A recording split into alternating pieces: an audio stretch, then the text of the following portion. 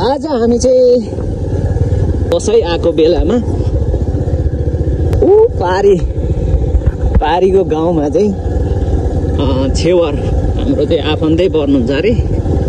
अनि निम्तो रहेछ, चुले निम्तो, अनि छेवर खानु भनेर हिँडेको बाटो यस्तै छ गाउँघरको।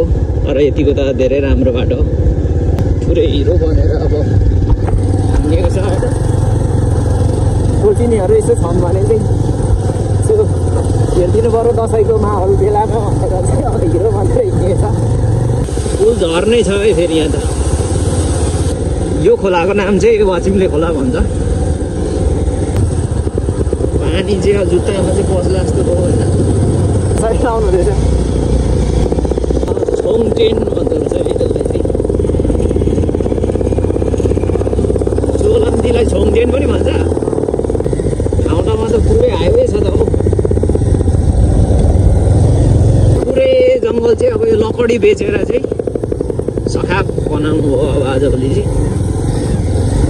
अनि ठुल्ठुलो गाडीहरू आउँछ लकडी लाने बेच्ने, वन फडानी चाहिँ तरै भइरहेको छ। तर केही आम्दानीको स्रोत पनि अब बन्न त होला होइन। ठुल्ठुलो गाडीहरू पनि हिँड्दो रहेछ। हामी चाहिँ पारीबाट यहाँ एक चक्कर घुमेर यहाँ अटोले धेरै राम्रो काम पाए जस्तो छ। बाटो चाहिँ अब हामी यहाँबाट यसलाई छोडेर यता चाहिँ जानु भनेको छ कि चिप्लिन्छ है फेरि। यस्तै पाहाडको बाटो अब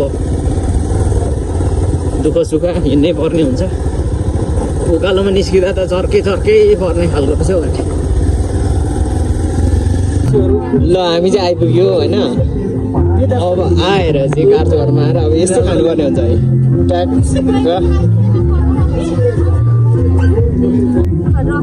रक्सी त भयो हजुर, रक्सी ल्याउनु भएछ। यसलाई चाहिँ अब लिनै पर्ने हुन्छ। हस् धन्यवाद हजुर। ओरेन्ज जुस मिठो, रोटी त्यस्तै दामी। यस्तै छ गाउँघरको पुरा डान्स। शुभ छेवर कार्यक्रम सक्षम राई साह्रै राम्रो नाम रहेछ। साइनोले हाम्रो चाहिँ नाति पर्नुहुँदो रहेछ र उहाँको आज छेवर रहेछ र चाहिँ त्यहाँ छेवर खानु गएको साह्रै राम्रो आकर्षक तरिकाले चाहिँ त्यो टिका लाउने ठाउँ चाहिँ बनाउनु भएको रहेछ। म चाहिँ हेर्नु बित्तिकै गएर चाहिँ टिका लगाइदिउँ जस्तो भइरहेको थियो होइन। अनि मैले चाहिँ गएर चाहिँ मेरो चाहिँ नातिलाई चाहिँ मैले टिका चाहिँ लगाइदिएँ। अब खासै यस्तो टिकाहरू लगाइदिने त्यति गरिँदैन, तर पनि एउटा हाम्रो विधि होइन। मजाले मैले चाहिँ टिका लगाइदिएर चाहिँ यसो आशीर्वादहरू चाहिँ दिएर आएँ। यो यस्तो गाउँघरको कार्य साह्रै राम्रो क्या। फेरि अब किन यहाँ चाहिँ साउन्ड त्यहाँको अफ गरिस् भन्नु होला, त्यहाँ चाहिँ पछाडि ठुलो साउन्ड सिस्टम बजिरहेको थियो कि गीत। त्यसले गर्दाखेरि त्यो गीतले गर्दाखेरि त्यहाँ ठुलो डिस्टर्ब भइरहेको थियो। अनि मैले चाहिँ तपाईँहरूलाई यहाँ चाहिँ साउन्ड अफ गरेर यसरी पछाडि मैले चाहिँ साउन्ड यसरी जोडेँ है त। साह्रै राम्रो क्या बाबुहरू। नाम पनि फेरि कस्तो राम्रो रहेछ, सक्षम राई होइन। अनि यसरी टिका टालो लगाइदिँदा गाउँमा गएर यसरी गाउँको यो छेवरहरू खाँदाखेरि एउटा छुट्टै माहौल र चाहिँ छुट्टै आनन्द, छुट्टै खुसी, छुट्टै मजा हुने के। बडो म चाहिँ रमाइलो लाग्यो। धेरै समय भएको थियो यसरी नखाएको।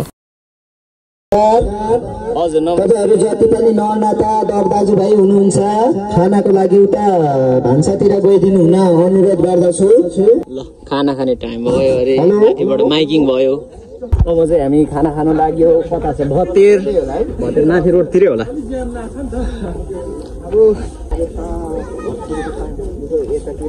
बिस्तारो अब यसो मिलाएर अब यस्तै छ। ए ठिकै यहाँ रोडमा यतै जानु त होइन। गाउँघरको कार यस्तो मजा हुन्छ कि हेर्नु न। अब यस्तो खाना चाहिँ खानुपर्ने हुन्छ। यस्तो मजाले थालमा दिनुभयो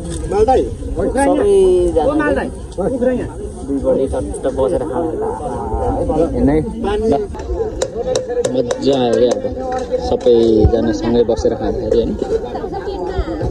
हाम्रोतिर चाहिँ कार्चोमा पाहुना खानु गइसकेपछि चाहिँ यसरी सानचेक भन्छ होइन। इन्कम चेक गर्ने चलन चाहिँ छ, जुन उहाँहरूले हामीलाई बोलाएर चाहिँ जुन खुवाउनु भएको हुन्छ, जुन मासु भात खान्छ हो त्यो बापतको हामीले मूल्य तिरेको जस्तै हो क्या। यो चाहिँ के गरेको भन्नु होला भन्दाखेरि यहाँ चाहिँ मावली बुढो मावलीहरूलाई चाहिँ यसरी रित दिने चलन हुन्छ। अनि यसरी यता मावली बुढो मावली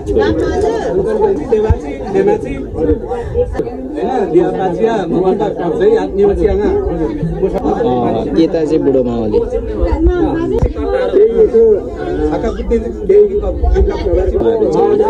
आजको यहाँ कार्यक्रमको जुन छेवर गर्ने नातिको बुवा मावलीले यसरी अब उहाँहरूले यो रित राखिदिनु भइसकेपछि त्यो रित बापतको आफ्नो खुसीले चाहिँ यसरी चाहिँ दक्षिण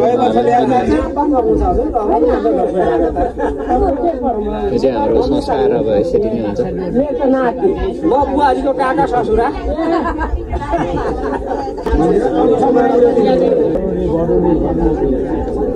हामी चाहिँ आजको अब कार्जो खाएर घर फर्क्यौँ है त साथीहरू।